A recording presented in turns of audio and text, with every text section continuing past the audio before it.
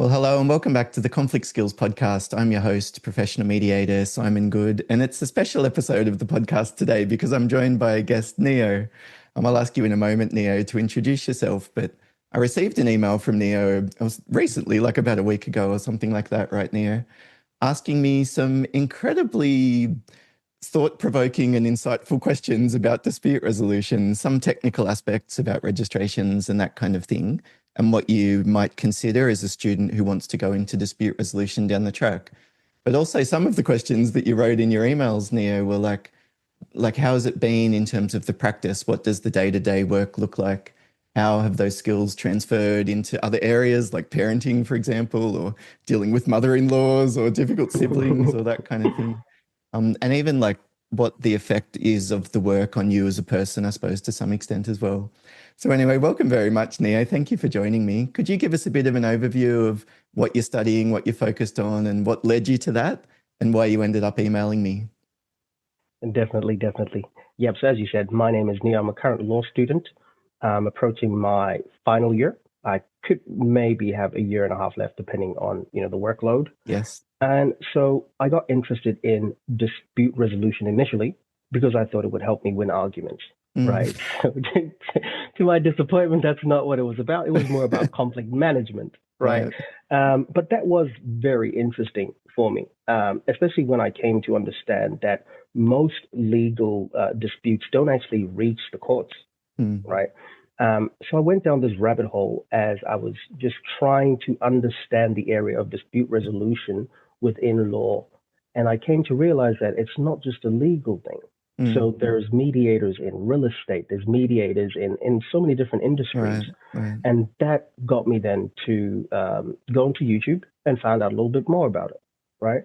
And so in finding all these different areas where dispute resolution is used, I still didn't quite relate to the way that the information was packaged. Right. So I continued my search, and that's when I came across your podcast. So what I found really useful about your podcast was the way in which you explained dispute resolution. You didn't use a lot of technical jargon. You didn't assume that the person listening already has expertise or understands the area. You made it very easy for me to understand where dispute resolution or conflict management sits, sort of like in society or in conflicts themselves, and how it can be useful, right? But also you didn't sort of give this idea that knowing conflict management or having these skills means that you can deal with every conflict. Like everything becomes a walk in the park. Yeah, absolutely not. Yeah, so it had a very human element to it. It would be nice. Yeah, I know, right? Yeah, so it had a very human element to it, which is what really resonated. And I actually put up sending the email for so long. It was on my to-do, and I really felt that I have to email you. And yeah, I finally, I was just like, I'd really like to talk. Well, the stars have aligned. Yeah, I know, right? Yeah. So I think a lot of the questions that you're considering are also ones that would be useful for other people too. So that's why I suggested let's record it. If this is useful for people, please put a comment down below and we'll continue to do this kind of format moving forward. And Neo, you might even end up being a repeat guest down the track. Yeah, that'd be awesome. I'd love that. Once you've got your feet under a desk somewhere and you're working in the field. Definitely. But would you like to just go through some of the questions that are on the top of mind to begin? One of the questions that came to mind as I was watching your videos, right, was that, are you a lawyer? How did you get into the conflict management space? Because my understanding initially was that like only legal practitioners can do this. So perhaps if you could just explain how it is you came into the field, what your background is, and sort of what drew you to becoming a conflict management professional. Yeah, I mean, a lot of people in dispute resolution and conflict resolution, they've taken very meandering paths to get there, if you know what I mean. But you're right, my background isn't in law per se. I actually did psychology at university for my undergraduate degree, and I was considering becoming a psychologist, but it's a bit like law. When you finish, you still need to do, is it the practicing certificate or something like that? So with psychology, you need to do either a supervised sort of like traineeship almost for 2 years, or you can do a master's level course and become a clinical psychologist or something else. Like there's various different pathways of accreditation as a counsellor. as a psychologist. But I hated psychology when I was studying at uni. I failed a number of subjects. I'm also reasonably bright academically, but I found it very hard to concentrate when things were boring. And I studied at a place at Newcastle, and the course at the time was very rats and stats. It was experiments and science and then statistical analysis and that kind of thing. And that's fine. That's useful. Like I know how to read a research paper now. I can put together, the different sections of the data and the results and the conclusion, etc. And you can understand what's shoddy research and what's not. But I didn't feel like I was learning any skills to actually help anyone, like humans that I was going to meet as a counselor, as a psychologist. So I started volunteering at a youth crisis center run by the Salvation Army. And I did that for a year or two, and then they offered me a job. So I finished my uni and went into youth work. So drug and alcohol work, anger management programs for kids that were like referred by the police because they'd beaten someone up or something. It was pretty full on kind of work, like the pointy end of the spectrum. And I saw a job come up for a family counselor. So I thought, oh, this sounds a bit more like stable ground that I can be standing on rather than the chaos of youth work, which was very sad. Like we had kids that would kill themselves and this kind of thing at times. And you wouldn't always have success stories. They were from incredibly disadvantaged backgrounds. So you can imagine a lot of them ended up in jail or whatever. So I thought family counselor, that seems more like my deal. I'll be able to help people. But the program, I got the job, luckily, but the program wasn't the kind of counseling that I had in mind. It was working in a government-funded program called the Parenting Orders Program. So back in 2016, the Attorney General introduced these sweeping changes to the Family Law Act, the divorce and separation kind of legislation. And so they introduced much more of a component on dispute resolution. They came up with this new type of professional called family dispute resolution practitioners, FDRPs. So this would kind of be like family mediators, but at least at the time, there was some kind of an intention, I think, that they would offer support in a more deep and comprehensive way. And so they rolled out this funding, like millions of dollars to all these not-for-profits in all of the little towns and cities around Australia, to have these family dispute resolution practitioners involved there. So there was funding for the early intervention kind of stuff, like couples just considering separation. There was funding for the couples going through divorce and figuring out what to do with the kids and what to do with the property. And then there was additional funding for the very pointy end of the spectrum, the clients that were at court for 2 or 3 years by that stage, and they'd often spent $60,000 each. The kids had just become a bargaining chip that was going between the two of them. They were having changeover at Macca's every second weekend, screaming and yelling at each other. And there's AVOs and intervention orders and accusations of child protection issues and mental health and drug addiction and like everything under the sun. These are people that have been at court for 4 years. And that was what I was walking into as a family counselor in this program. I was dealing with these clients that hated each other. And it's so much understating it. Like they detested each other. They loathed each other, and these poor kids that were going between these parents just were beaten down and really hurt in the most horrible kind of ways. And so we would meet the kids as part of this program, talk to them about how they're going, and then meet the parents and give them some feedback. Like, your kids are really struggling. Like, the two of you need to figure out a way to stop this level of animosity and the conflict. But they couldn't. The program that I was in achieved very, very, very little success. There were all of these different models that they came up with. But I kept thinking at the time, like, but you need to understand why people change their behavior. Like, you need some understanding of that. What's a mind? What's mental health?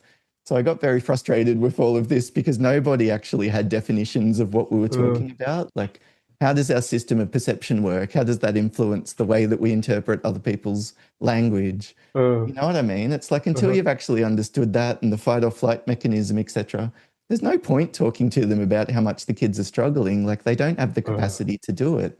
They would rev up to 10 and see red the moment that they got an SMS from their ex-partner.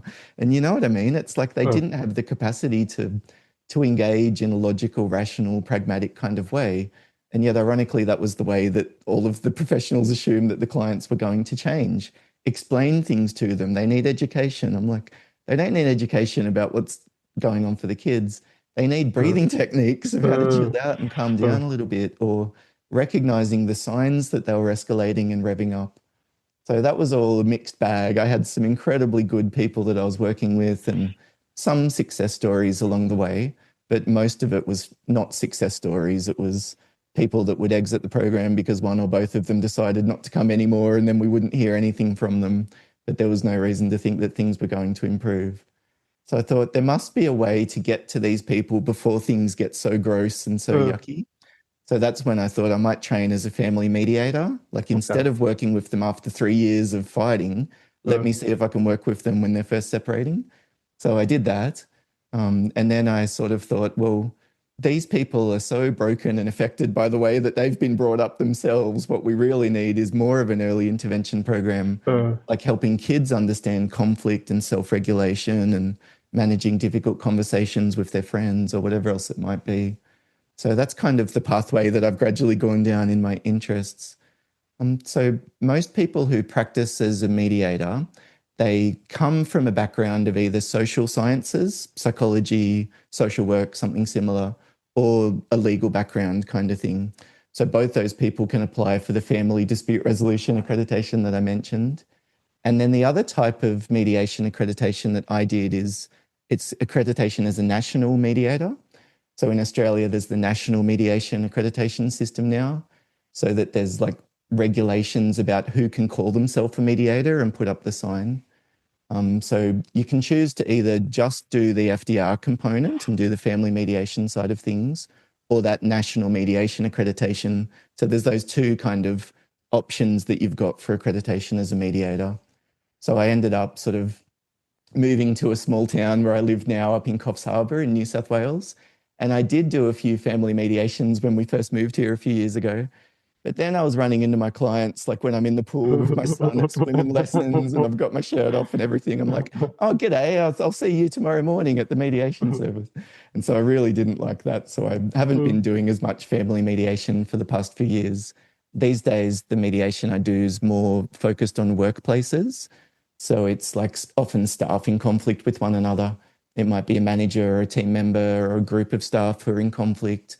And so they organize an mm, external mediator to come in, meet the parties that are involved, and then facilitate a bit of a structured meeting.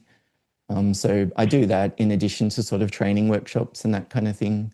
But what I'm wanting to do down the track is move more into the working with teens and adolescents or kids or that kind of thing, with more of that early intervention, like emotional intelligence, if you mm, know what I mean, like the mm. kind of stuff probably that you and I wish that we were taught at school Yeah, about yeah, how to yeah. manage your concentration and distraction, all those different things. Yeah. Yeah, you know what I find interesting about what it is with what you said, especially when you mentioned breathing techniques, is that I remember right after I moved to Melbourne, and I would always have this idea in my mind that I was a very calm person, calm Mm. under pressure.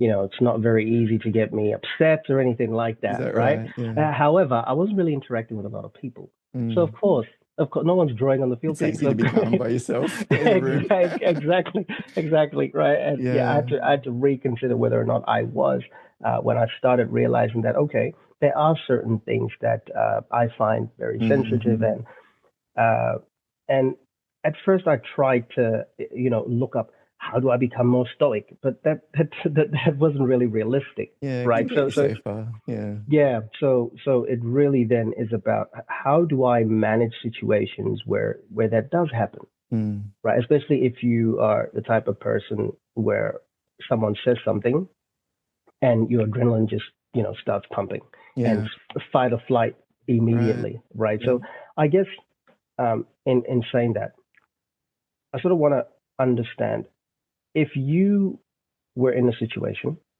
where you weren't actually a mediator and someone said something or did something to you, do you snap into mediator mode in order to sort of de-escalate, Mm.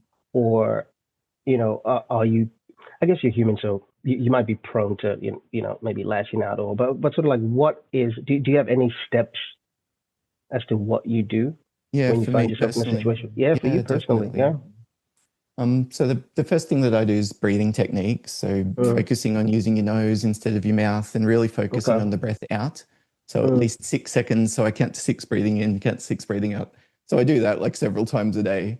mm, even the small level types of stress, like when I'm waiting to pick my son up from school and there's all the other parents around and I kind of can't remember this person's name and I don't know if they've seen me or mm, not, so it's a bit awkward. And those kind of moments as well, I'm practicing the same kind of breathing technique. So it's not just conflict. mm, And then I like to do a mindfulness sort of protocol of just scanning my body, like figuring out if there's a part of my body that's sore or feels stiff or tight or something like that. My hands might be shaking or something similar. So it's just mm, noticing and then paying attention to the external information coming in through my senses. So what can I see? What can I feel? What can I touch? What can I smell and taste? So I just try to focus on that sensory data. Like I'll wiggle my toes and feel the feeling of my shoes, my socks in my shoe. It's so funny when I ask you a question like, what's your tongue doing in your mouth? You can immediately think of it and be aware of it, whereas a moment ago you weren't. So I'm really trying to just anchor my attention in the present moment through those kind of activities. So there's the breathing, which deals with my body, and then there's the just noticing, etc., which targets my perception. And then the third thing that I might need to do is be aware of my emotions. Like maybe I'm feeling uncomfortable or embarrassed or self-conscious, or maybe I'm actually starting to get pissed off that this person's not mm, listening to me or misunderstanding me. mm, So I like to just do a very simple thing where I name the emotion I'm feeling. Like I'm feeling angry, or I'm feeling fed up, or I'm sick of this or something. And then I ask myself a question like, how come? Which inherently helps us to differentiate from that emotion, if you know what I mean. Like we're not swept up and captured in the frustration or the irritation or whatever the thing is. Like I'm feeling irritated, but I'm also feeling other things. I'm feeling glad it's not worse. I'm feeling mm, grateful that this didn't happen with other people around watching me make a fool of myself. I'm worried about how I explain this to the rest of my team and the impact on them or whatever, right? So it's dealing with the feelings, the emotions, and then I want to deal with the thoughts. Like, what's the story that I'm telling myself? Is it definitely true? What I think is true? Am I sure that mm, it's true? What mm, effect is that having on me? What kind of a person would I be without this feeling, of mhm, self-consciousness or something similar? And then the last thing I want to do is really focus on my volition. Like, you mentioned earlier when we're off camera, that impulse to speak and almost interrupt someone mm, and jump in before they're speaking. And the more revved up and angry that we get, or the more worried that we get, the less we have that capacity to self regulate our behavior effectively. So I really deliberately take a pause before I respond. Do you know what I mm. mean? Like when the other Yeah. person finishes talking, or I might deliberately keep my language simpler than I might normally use, or I might try and lower my tone of voice. I might lower my volume that I'm speaking as well. So I'm kind of taking control, if you know what I mean. Mm, Whereas when you get yeah. angry and upset, it's like a runaway train and off you go, and Mm, you're not in control of all of that. So I think about the self, like me and mm. self-regulation in those five aspects: my Right. physical Okay. body, my perception, my emotions, my feelings, my mood, all that, my Mm, thoughts, my stories, my assumptions, my interpretations of what the other person's doing, and my behavior. Like those five aspects of the self, I find that incredibly helpful when it comes to something like self-regulation or even self-improvement or something similar, I mm, suppose, if that's mm. what you aspire to. Yeah. Yeah. That sounds very similar to something I watched recently called Polarity, where I don't remember his name, but he was talking about first he was talking about reframing, so as in Mm. looking at the bigger picture, Yeah, right. but then he was also talking about like whatever event is happening, if you have a look at both sides, sort of like take whatever topic or whatever event, right? So the positive things about this particular Mm, event and then the negative things about this particular event, and mm, then the more things that you start to describe in terms of positive and negative, you'll get to yes. the point where you realize that it's not just one or the other, Yeah. right? And within that space you are able to sort of like remain present and understand that a lot of it is actually how you're perceiving what's happening Mm, and not mm. really what is happening, right? It And also gets just you to being consider. aware of that nuance, it means you Mm, focused on that level of detail, right? yeah, yeah, Whereas if there's a tiger chasing you or a random yeah, enemy comes and appears, it doesn't matter which tribe they're from. You need to get ready to yeah, defend yourself. yeah, It doesn't yeah. matter what species of tiger it is. You need to Exactly. escape and get out of Yeah, here. yeah, But we're exactly. programmed for quick reactions in times of Yeah. crisis. So the more escalated that we get, it's fight or flight mode, and off we go, Mm, the sympathetic nervous system. I love that one of just maybe thinking about the details, Mm, yeah, noticing what were the words that they actually said, or how did the meeting begin, or yeah, yeah, adding yeah. some of that nuance. I totally agree.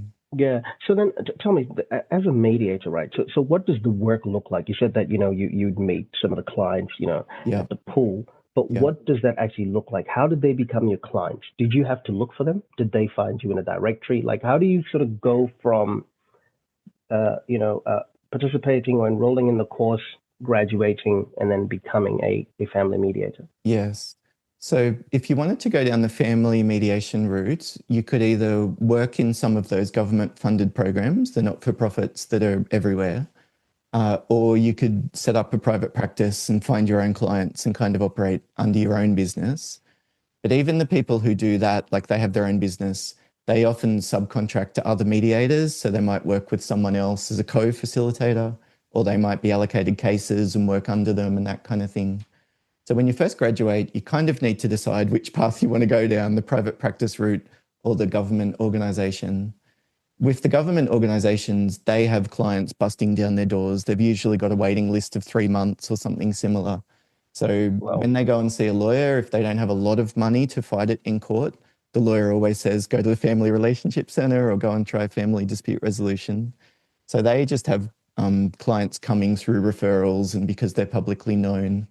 So if you work in one of those kind of organizations as an FDRP, a family dispute resolution practitioner, you would have a number of active cases. So if you're full time, it's probably roughly 30 or 40 or something similar. I worked for a few years as the manager of the Newcastle FRC. So my full time mediators had between 30 and 40 active cases. So the process in that government department was party A would come in, the first, usually the mum or the dad, and they would be initiating mediation. So you would meet with them, have a one-on-one private interview with them for an hour and a half, go through the assessment checklist that you've got in front of you around safety and willingness and capacity, etc. And then you decide whether or not mediation is appropriate. If you think it's fine, it's worth giving it a go. You write a letter to the other party, to party B, or an email these days, and then they call and they're usually angry, like, bloody Jim, why is he asking you guys to do mediation? So sometimes they will be incredibly angry, to say the least. mm, Sometimes they're open to it, but they're suspicious, this kind of thing. So you organize a time for them to come in if they want, and then you meet the other party. So then as a mediator, you need to decide whether or not the case is suitable for mediation, is the way that it's framed. So you could decide that it's not appropriate for the mediation process, and you give them a type of legal certificate that says that they tried. They gave it a go, and that's what they need oh, to apply to court. You need to show that you tried mediation. It's one of the changes oh, from back in 2016. oh, wow. And then if you do the mediation, it's usually for about 3 hours or so with just the two people in the room typically. You've got a whiteboard that you're usually using, come up with an agenda, go through the topics one by one. And then as they get to an agreement, you're either writing it down with a notepad and pen or typing it on a laptop. And then you would send them out a copy of the agreement that they made. So it's not legally binding. Some clients take that to their lawyers and make it into consent orders or some other kind of formal document. So you would get a mediation in, I don't know what the stats are, but it's probably roughly half, I would say, of mediations that go through. It Mm, might be 60 or 70% sometimes. But it's a very interesting question. Like, what makes mediation a success? If you get to an agreement and they walk out the door having agreed to this bit of paper, is that a success? Do you know what I mean? If they hate mm, each other and one of them's just going to renege on it next weekend anyway, what mm, difference does it kind of make? So there's a real limitation in terms of the captured data. There's not a lot of longitudinal studies, if you know what I mean, mm, about the mm, efficacy of these different processes. And one of the strange things as a practitioner in the field that you notice is all of these different not-for-profits do it differently.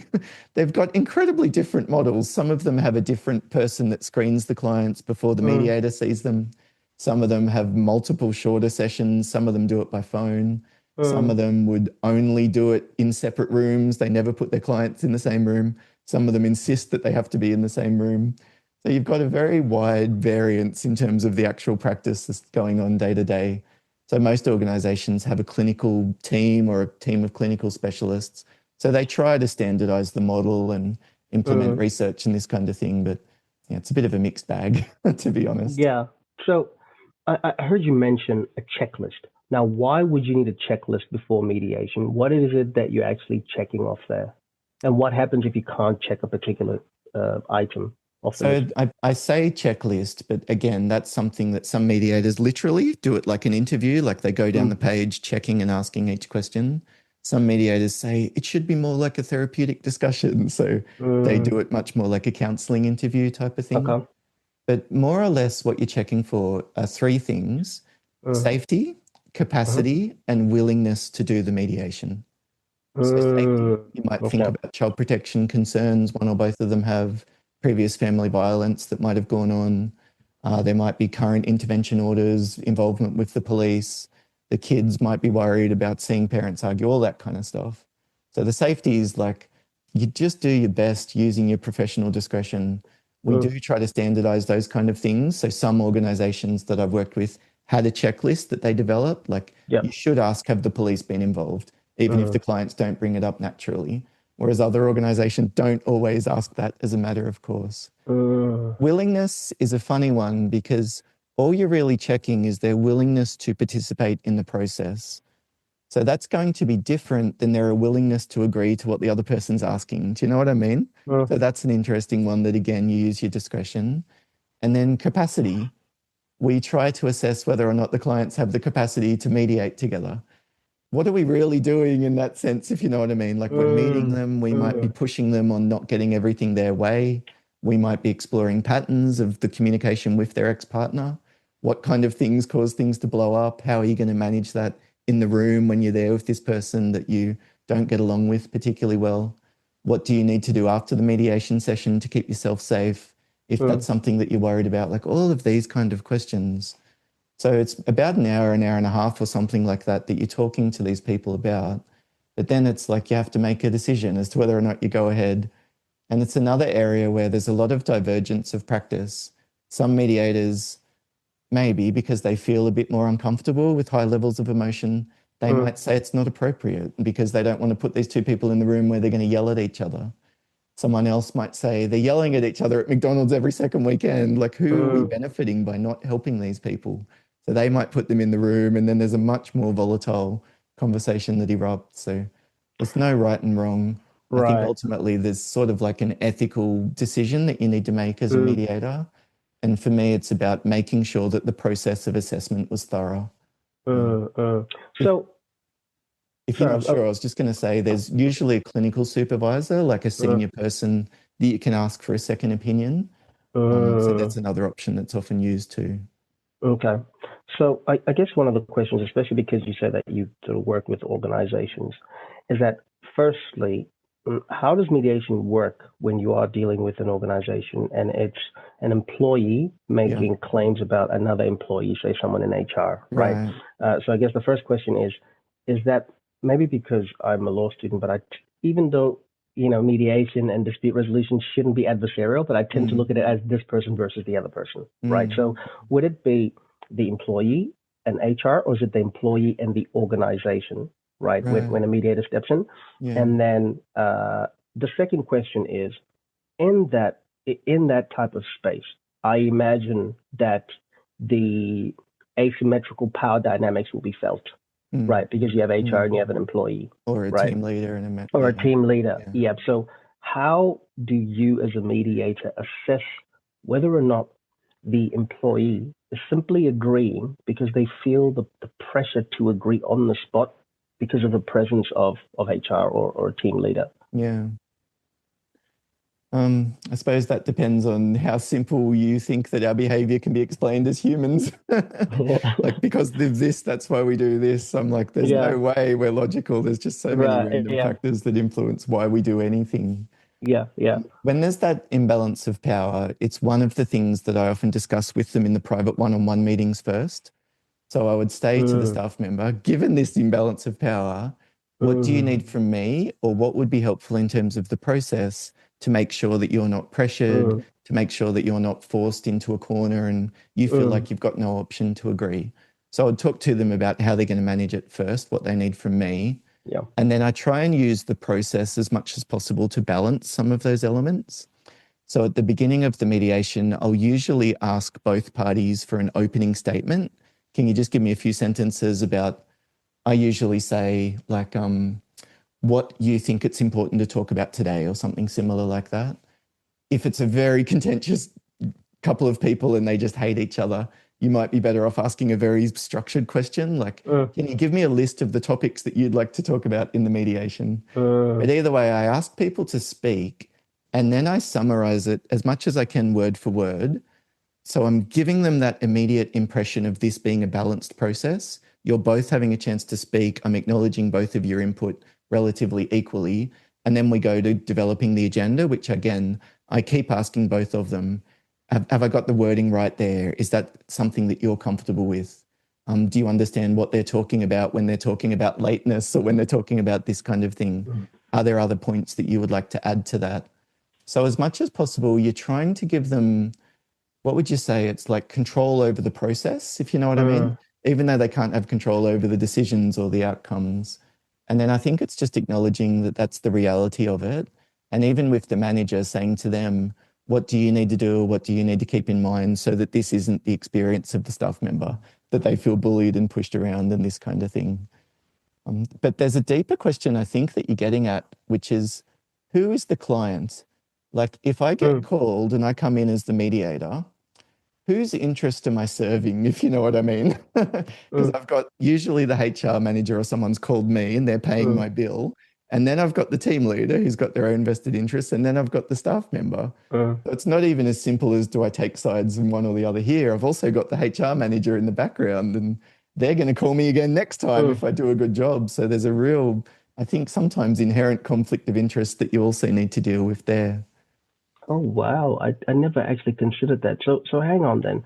Wouldn't you then be, if you were driven by financial incentive, wouldn't you then be incentivized to just tip the scales a particular way, to make HR happy or whoever gave you a call? Well, the other path that we didn't talk about in family mediation was the private practice kind of approach, if you want to set up your own business. So most people who do that, a lot of their referrals come in through other lawyers in their network, if you know what I mean. So they'll go and attend a mediation supervision event in the evening. You'll have some glasses of wine. You'll often put on food and that kind of thing, and you're building your network. So then you're referring to one another. And it's a very similar kind of ethical conundrum, isn't it? Like, if I want you to keep referring to me, then I'm going to do things that are good for your client, which is one of the parties in the mediation process. So who pays the bill? What is the incentives? Which behaviors are being incentivized? I think they're just really important factors to consider. And then the way that I tend to approach is that I just try and make it transparent. We've got this imbalance of power that we're working with. Ultimately, mediation's voluntary, so it's up to you whether or not you're willing to participate. If you do, what would you need in terms of interventions or support mechanisms or that kind of thing? And then even as the HR manager sitting on my shoulder, with, I'm thinking about them, I might say to the manager and the staff member, look, we've got a bit of a challenging situation that we're working in because the two of you are at different levels. You're literally responsible for some of the decisions that they need to follow. And then at the same time, you've also got the agenda or the interests of the organization to consider. So I just put it on the table. I'm like, this is a tough spot to be. What needs to happen moving forward? How can we manage this? How can we mitigate some of those elements? I think so. In sort of going down the rabbit hole around mediation conflict management, I sort of wanted to test myself, I guess, with real life cases, things that are happening in my life. And there is a dispute between my family and a particular organization, right? So I asked my parents if I could assist with this particular matter, right? I sort of just wanted practice now. Like advocating for them? Yeah, advocating for them. Yeah, obviously. I'm not a professional, right? Still a student, right? But I thought this would give me really great practice, right?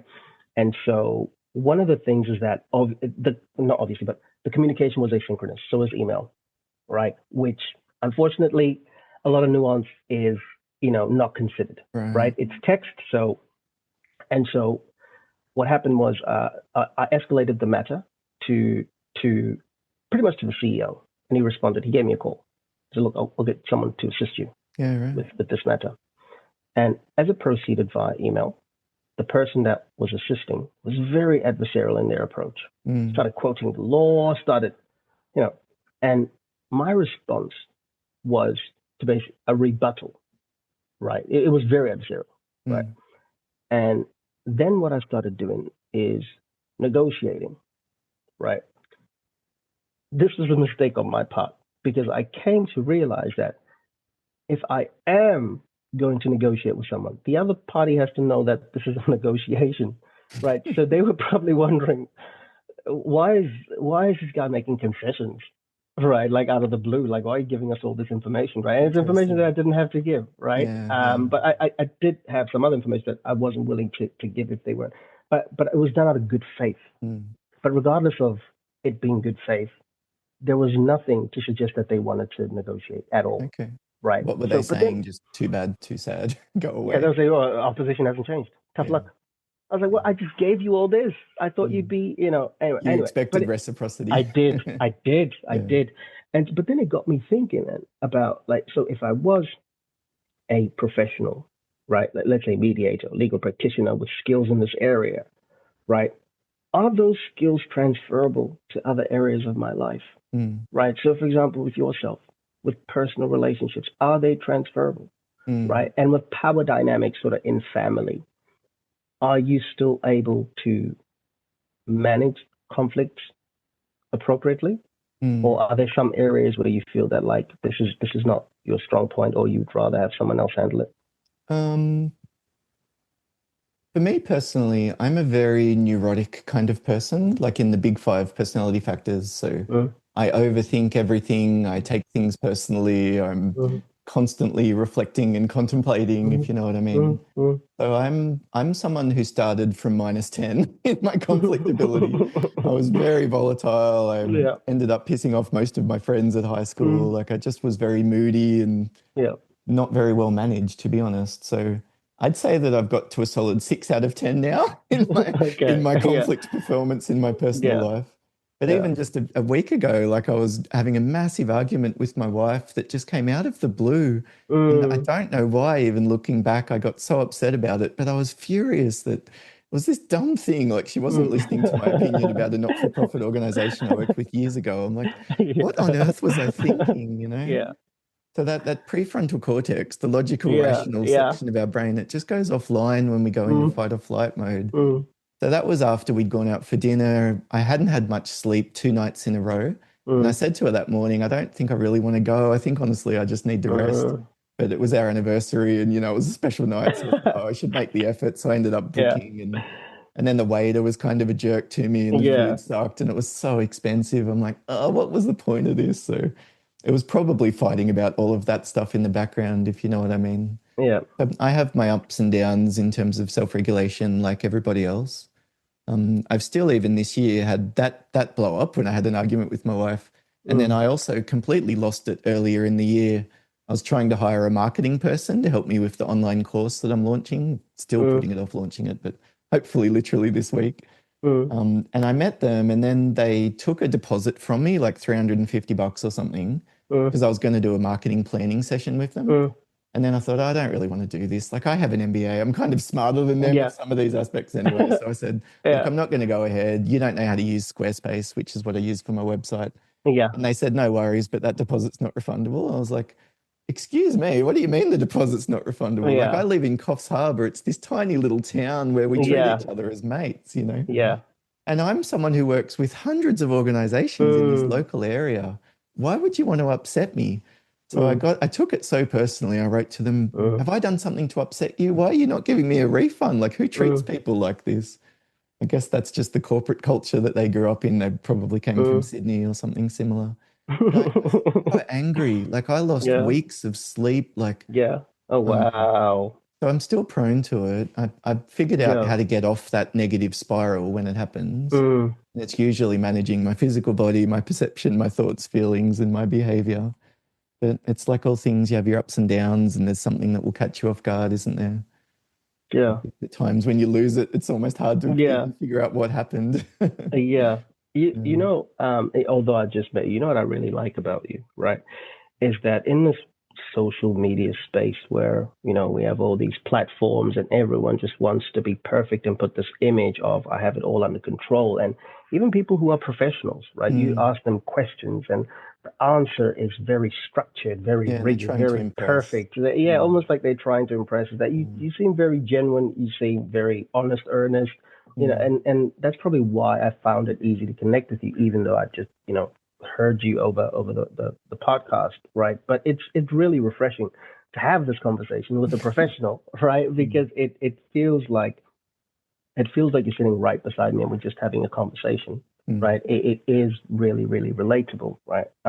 So I really appreciate that. I really do. I don't know if anyone has ever told you that, but that is a very great quality of Oh, thank yours. you. The relatability, yeah. And even you just sharing that, like you have your moments as well, where you sort of like spiral. It will give people a realistic understanding of what it's like to be a professional in this space. Right. So as an example, what I said at the start was that I thought, right? But even if it was, right, let's say if conflict management was about winning arguments, it doesn't mean you'll win every single argument. Yeah. Right. So, it's about being realistic about what it looks like on day to day. So, Yeah. Have you I have you come across the thing called conflict modes by Thomas-Kilmann, Neo? no, what is that? I'll see if I can do a quick screen share. I'll show you a slide from a workshop that I was running yesterday. Okay. It's one that I do with construction companies, and we look at was that working? Yeah. Yeah. Oops. Let me go back one. So it's based on a model developed by a couple of psychologists, Thomas and Kilmann. So they sort of studied people in workplace contexts and others and came to the conclusion that we kind of use these 5 different options when it comes for dealing with conflict. So what you're talking about me versus you, and I'm going to beat you down and win, they would put that in what they call competing. I think a better term is directing. It's like, you need to do this and you need to do this. We are going to agree to that, but we're not going to agree to that. Like, it's the very assertive end of the spectrum. And then we've got on the other end accommodating, which is where we just say yes and back down to what the other person's asking us to do. We could avoid the conflict altogether, not right back to them, just cut your losses, which is what I ended up doing with this marketing person after months of self-inflicted torment. And then we've got the options of compromise. That's kind of meeting in the middle, like maybe the approach that you took with that organization, like you'll make some concessions and then expect them to come to the party. So nobody's 100% happy with that. It's good because you get to a quick decision, but it sucks because you're giving away something that you might have won if you fought harder. To some extent, you might be incentivizing bad behavior. It might create an unhelpful precedent. There's a whole bunch of problems. And then you've got the final option of collaborating, which is where you sit down and go through options for a win-win kind of approach. So I think as a mediator, I've gotten a little bit better at all 5 of those options. Like when I'm more firm, I'm better. When I'm accommodating, I'm a little bit more gracious than I used to be, but sometimes I still find it difficult. Yeah. But I really need to decide which battles do I fight and which battles do I engage with this collaborative mindset of there must be some solution, there must be some option. And when is it better just to cut your losses and compromise or avoid? Yeah. Their model, they had the hypothesis that we almost drift into a default way of dealing with conflict when we're at our worst, when you haven't had much sleep or you're under the pump at uni or you this jerk that you're working with in a group assignment or something similar. But that has been incredibly helpful for me in my own life at almost choosing which fights are worth fighting. And then if I'm not going to go full on me versus you, I'm not necessarily going to have to just fully back down. It also gives me those other options to consider of compromise, like meet in the middle or collaborate. Let's organize a time to talk it through. Maybe we can come up with something that's going to work for all of us. I'm not sure. Does that make any sense in the way that it does actually make a lot of sense because in preparing for my exam, sort of was going through the different negotiation styles, and the first one, zero sum, is the more positional, right. the legal threats, the anchoring, the refusal to remove position, to shift positions, that Yes. type of thing. This makes, I've never seen it like this. It's always good to see a picture. Yeah. That makes quite a lot of sense actually. It's a lovely course that I do. I really like working with these construction guys because you imagine yeah, they haven't thought about emotional intelligence or these kind of areas very much. yeah. No. It's There's another yeah, slide you might find helpful, Neo. This is from Ray Fells, he taught my negotiation unit when I did my yeah, MBA. He does a lot of negotiations with big unions and enterprise bargaining agreements or yeah. the mines when they're negotiating safety regulations, etc. So, there's that power layer on the outside, which is like, I'm your boss and you're my Mm, staff member. mm, Or you mentioned if you were talking to me, maybe I've got some level of power just because of my expert knowledge or my credentials or something mm, similar. So we've got that layer. But he also talks about these inner layers of rights and interests. So you can kind of choose which layer to negotiate on, which mm, layer of conflict you're going to fight them on, if you know what I mean. If you can't beat them because they're your boss, maybe there's rights that you can refer to. mm, And so there's job descriptions and staff code of conducts and all those kind of formal things. But some of those others, like you mentioned, reciprocity. Look, we've mm, helped you out. Can you help us out now? We were willing to share some information. Is there anything that you can share on your end? Or precedent? Last time we were dealing with this kind of an issue, this is what was agreed to. How does that sit with you? Or mm, equality, like we're 20 grand out of pocket. Can you help us out with this next layer of additional costs? Or seniority, like we've been here before. For you, it's the first time going through it. Can you take my word for it? Can you trust me at least for now? And then we've got the interest. That's what I can threaten them with. That's what I can reward them with or promise them, kind of thing.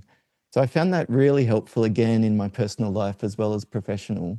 Because if I'm not going to win a fight with my boss because they're my boss, maybe I can go down to the rights layer and talk to them about precedent last time round. Or mm, maybe my boss really wants something from me, so I can agree to that if they'll give me something else that's important.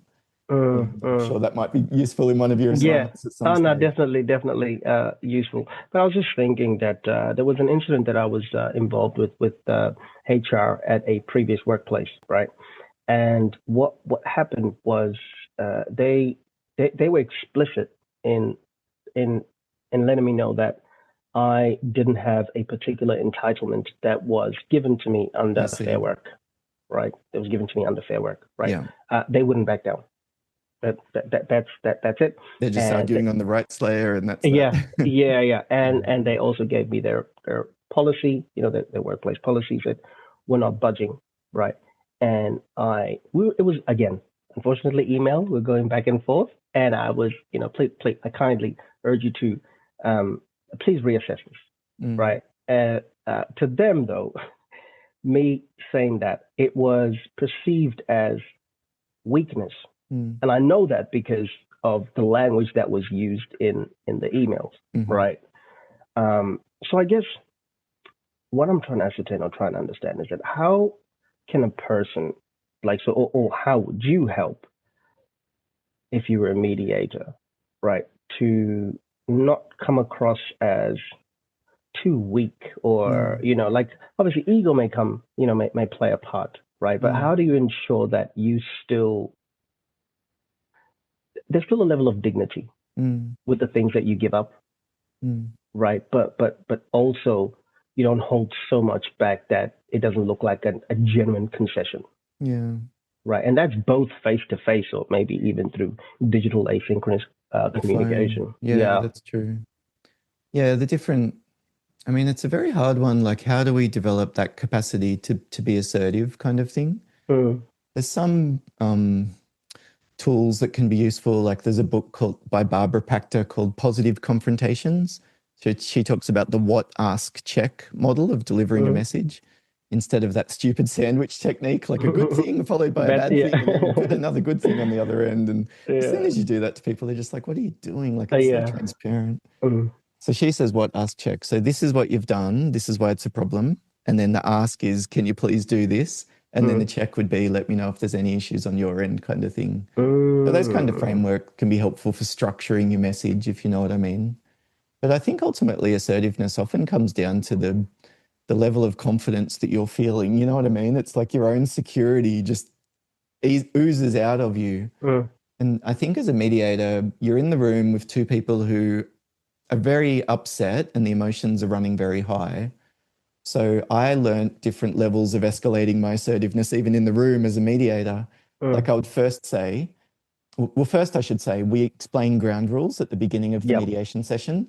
And if I'm worried that they're not going to listen to me, I really hammer home the ground rules. Mm, I might need to stop this mediation if we're in a pattern where you're interrupting each other. That's something that's not helpful for the conversation. So if I notice that happening, I'm going to ask you to stop. If it mm, doesn't stop, what I'm going to suggest is that we go to separate rooms. And if you're not able to discuss the topics at hand, you might need to think about other options like engaging your lawyers, etc. Like I'm mm. trying to say to them, you need to be on your best behavior. Yeah. You could also get them to sign an agreement before the mediation, like we agree to not interrupt each other, to avoid from making derogatory comments or whatever you'd like to do as well. And then when they start not listening to me or I'm losing control, I usually hold a whiteboard marker down and I put it down very dramatically on the table and I pause and just allow some silence and I look at them both. And then I'll say to them something very simple like, what's going on here? Or, I don't think it's working. Or Yeah. it seems like we're stuck. You know what I mean? I'll say something quiet and allow some silence. And if well, it's because they're not listening to me or they're lying about this and this, then I'll stand up. Do you know what I mean? I'm taking a bit more focus. Then I might like, again, put the whiteboard marker down and look at them both and say, well, look, we've reached the time where we need to decide whether or not the mediation is going to continue. If we do Wow. continue, this is what I need from both of you. You need to stop interrupting. You need to stop making those comments, whatever.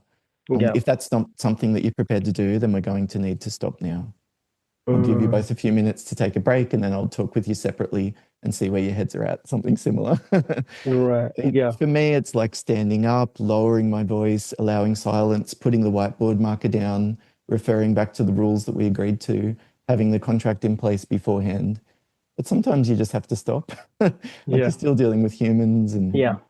sometimes it's so sad or they're so emotional or you're worried that they're not going to be able to contain themselves. So you just decide to stop. But you have to find a way to get the clients to listen to you. And there's just different techniques that are going to work for different people. I often So found using the structure would be helpful when I didn't have the personal characteristics that I needed, like when I yeah. was younger. These days, like I'm in my mid 40s and there's just a noticeable way that people respect you differently as you get older, which has been nice. And maybe I seem a bit more secure, like I'm not as rattled and nervous. So that comes across in some way too. Yeah. But yeah, it's a tricky one. It's a hard. I've had mediations where I look back and think I should have stopped that way earlier. I should have Yeah. stopped interrupting. And the worst ones are when you've got a colleague that calls you in as the co-mediator. Like I did one when I first set up my own business. My colleague Helen invited me in to do a co-mediation. There was 4 parties, adults that were negotiating about property, splitting up properties from a will. And they were so aggro. They were all from a Greek background, I guess, and they never listened to us from the word go. And I got a bit hysterical trying to get them to stop by the end of, you need to stop, you need to stop. Nope, nope, we're not going to talk about it. We're not going to talk about it. And in hindsight, I wish that I'd been more firm early on and kept my calm a bit better. But, you know, you're not going to be perfect. Yeah. Yeah. Just one question about that. Is it customary to have like someone from the same heritage or cultural background in the room to assist?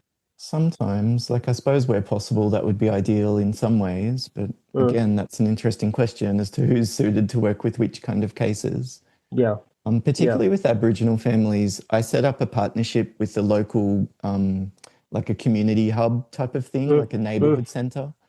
So they found that the Aboriginal clients just didn't want to come into our office. Like it was a government building and they often had negative experiences with government. So we had Aboriginal staff members there for support, but we also did the mediation in that setting as well, which was where they felt a lot more comfortable.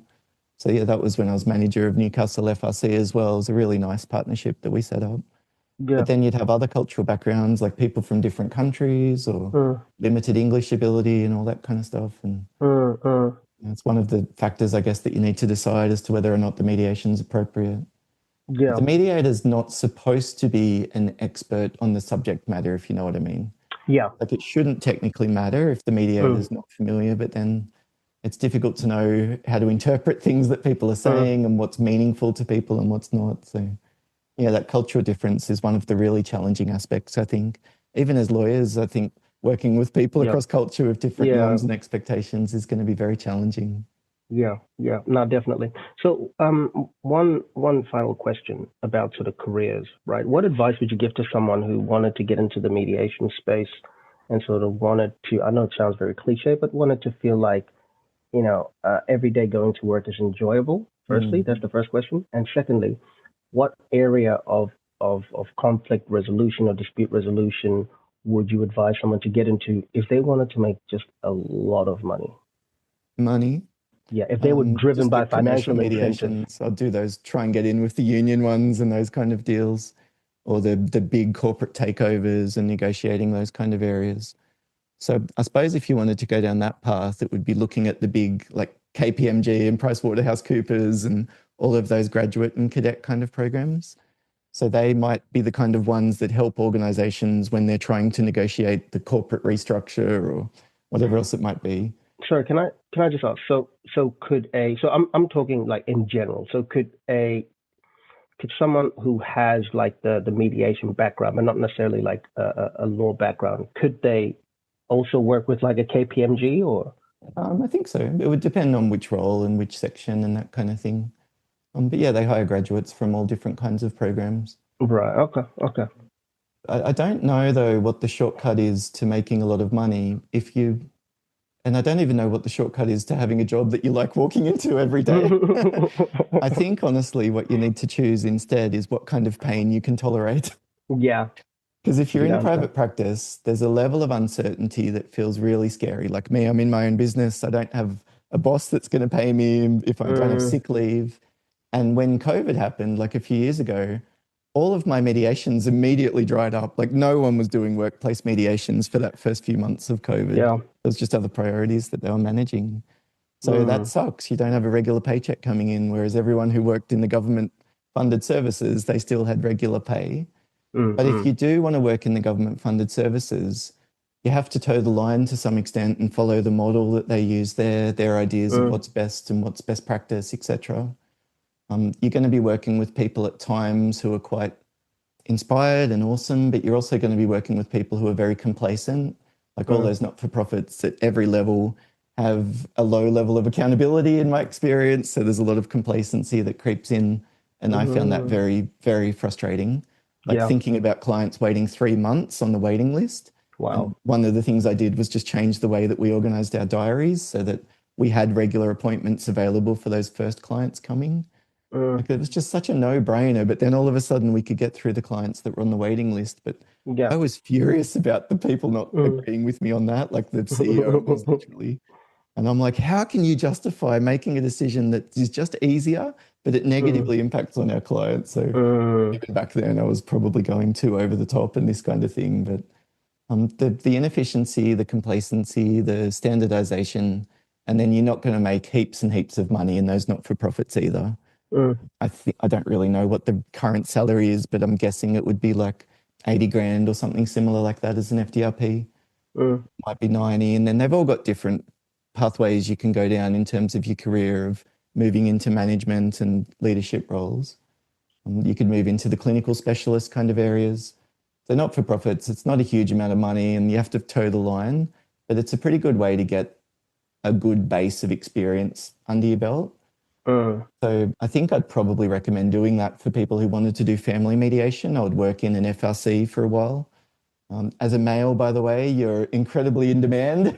It's Oh, really? Why is that? 90% women, by far the Oh, majority women. wow. So they often like to have a guy on the team because then they can do a co-mediation and have a man and a woman Mm, in both the mediation because you're working with a male and female client. wow. Okay. Yeah. And then even with someone with a different cultural background, like having moved Yeah. to Australia, Yeah. you might worry that that might put you at a disadvantage, but that's something that they really want. They want Yeah. diverse range of backgrounds, etc. Wow. So you'd certainly find it easy, I think, Yeah. to get a job and move up Yeah. if that's what you decide. And even if you just do it for a few years to learn their practices and Mm, you've got group supervision, you've got really good training. So then mm. if you decide to go down into private practice, you've got that foundation that's built. And if you Right. do go down the private practice route for family mediation, the best way to get a high amount of income is probably just getting the referrals from your local lawyers. Mm, So building a mm. network, sitting down and having coffees with people, joining whatever the professional development groups are in that Right. area. Like there'll Yeah. be a family law specialists monthly event or something similar that you can go and meet people there. But it's really, I think, either offering them something or asking something of them. Like you might say, I'm new, I'm really looking to develop some experience. Could I come and co-mediate with you just to get a feel for your style and your approach? And they might say no, but at least you're extending an arm, if you know what I mean. Like you're opening up the door for the relationship. Or sometimes I've met them and I said, look, I just wanted to talk about cross-referring clients. And they were always thinking, yeah, let's see, mate, you want me to send you my clients? Like, let's see what you can send me, kind of thing. Right. Or maybe there's a specialist type of client that you work with. Like, I'm good at working with fly in, fly out staff, or I'm working with same-sex relationships, or I have a specialization with blended families, and multiple kids from different partners. That might be another thing that you can use to differentiate yourself a little bit. Well, Get the referrals, and that's a bit of an excuse to have a coffee with them as well. Yeah. So, I do have just one more question. So within the space, right, especially in university, a lot of the time it's like you're looking at this, if you map out the dispute resolution landscape, right, it's like there is a specific destination that you want to get to where there's some sort of agreement, right? But I was just having a think here about, and I'd like to ask you this question. How could we sort of redesign the process of mediation where it's more of an experience, and it doesn't necessarily have to be enjoyable, because obviously there's a difference, right? But how would you say, if you had a magic wand, how would you redesign the mediation space so that it's more of an experience that people can actually really make use of and appreciate the importance of this and get the most out of it, and not just treat it as I just want something, you want this, let's just quickly get through this and get to the destination. Yeah, and then get the agreement on paper, whether or not it holds up 6 months later is a different question. Yeah, I think ultimately what you're touching on is a bit of what I felt from that very early role in the parenting orders program. There needs to be it's almost like a therapeutic process in the way that I think about it. So I think people really value the opportunity to be listened to. A lot of people don't get listened to very well. Their friends and parents and family might not be very good listeners at times, particularly to different topics. So that experience of being listened to, and then you use that word dignity. It's like we do genuinely convey a sense of respect. It's like we assume the dignity of the people that we're working with at a very high level to some extent, including things like their autonomy, like they have the right to make decisions about things that affect them, and even their thought processes and their perception and their understanding of the situation. Like that's all treated as very valuable.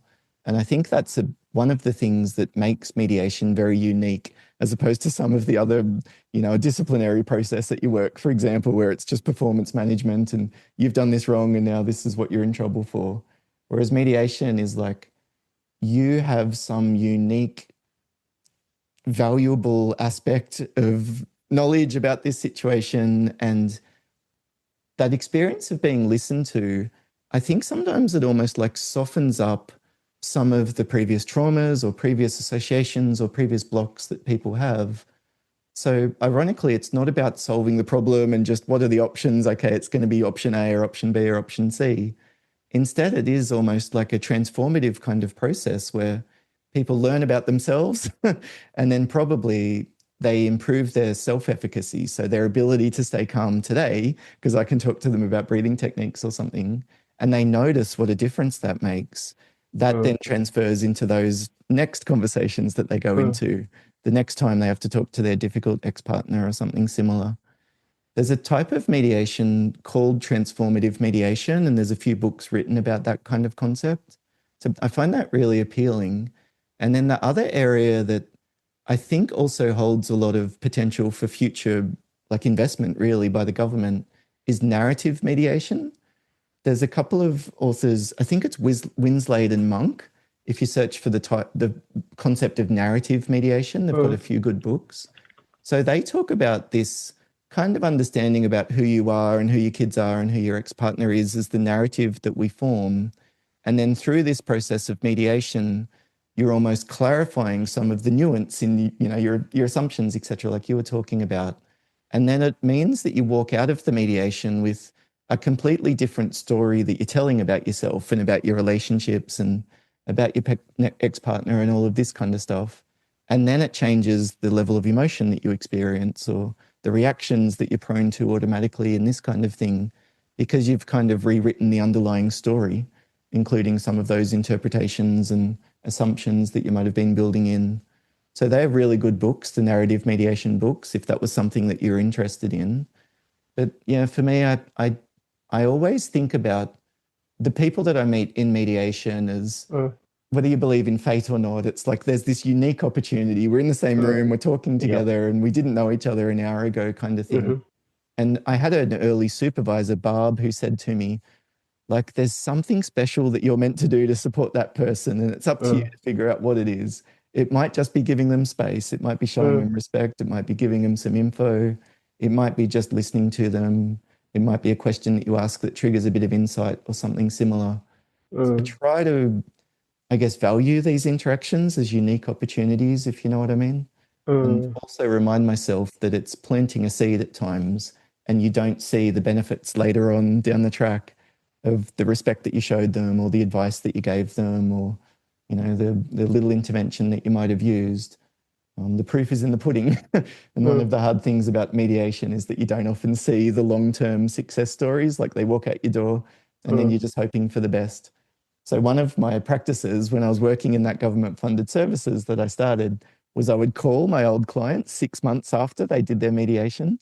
And it was such a lovely, rewarding process for me because some of them were really success stories, but they weren't always. But if they weren't, it meant that I could offer them a referral to come in and update their parenting plan or do another mediation session kind of thing. So that experience of calling the clients and asking them what difference did the mediation make, I think for me, it's really reinforced that idea of the narrative or the story or transformative mediation through that experience of listening to people. Yeah, so I think there's something else going on, but I suppose that's another point where if you're just a materialist, you think all we are is cells and atoms and that kind of stuff. So you're going to approach mediation and relationships with that basis. And if you think that we're something else, we're more than just atoms, then mediation and conflict and relationships, it really does give us some unique opportunities to learn about ourselves and improve, I think, along the way as well. Yeah. But that's a very long-winded way of answering your question there, Nia. Does that make sense? It does make a lot of sense. And by the way, thank you very much for your time. This was a sneaky way for me to revise for my exam. Now, just one more thing. I was just thinking, would there be anything wrong with designing a room or a space for mediation where, because I don't actually know what it looks like, but where the parties weren't actually facing each other, but they were sitting sort of like, you know how people sit at the movies, like in a line? Oh, yeah, facing, yeah. like they're facing the, right. So sort of facing, but not one behind the other, just sort of like just in one line. Maybe you in the middle and then them just talking. Would there be anything wrong with redesigning a space like that? No, I really like that idea. So we do use round tables where possible, so you're not sitting directly across staring each other in the eye. But it's one of the reasons why I liked using a laptop and a data projector at times, because it's like the focus becomes on the thing that's up on the screen there. So it kind of achieved what you're talking about. Everyone was looking up at the same thing instead of across the table at each other. So yeah, I think you could easily look at interventions of arranging the room or making something the focus or that's a really clever point, I think. And even maybe why some people want to put people in separate rooms. They might argue that it helps them to stay calm, so they're thinking more logically or something similar. There's lots of different creative options that you could consider. There's some mediations where lawyers are present and they participate in the discussion. There's been different types of mediation where they invite counselors and social workers in or a child development experts talk about the child development needs or something similar. And there's lots of different creative ways I think that mediation process could be adapted. And if it is a path that you go down, don't forget that you've got all those options under your belt as well. Because sometimes it's just you slip into the default way of doing things. It becomes the norm. No, it's all good. It's all good. But yeah, Simon, thank you so much. No worries. Well, I'll end the recording anyway. Just give me a moment. Well, I'd just like to say a massive thank you to Neo for agreeing to let me record the conversation and for asking such, I think, really quite well articulated, but also very insightful kind of questions. I don't know about yourselves as the viewer, but I really enjoyed that conversation. Thank you very much for listening as well.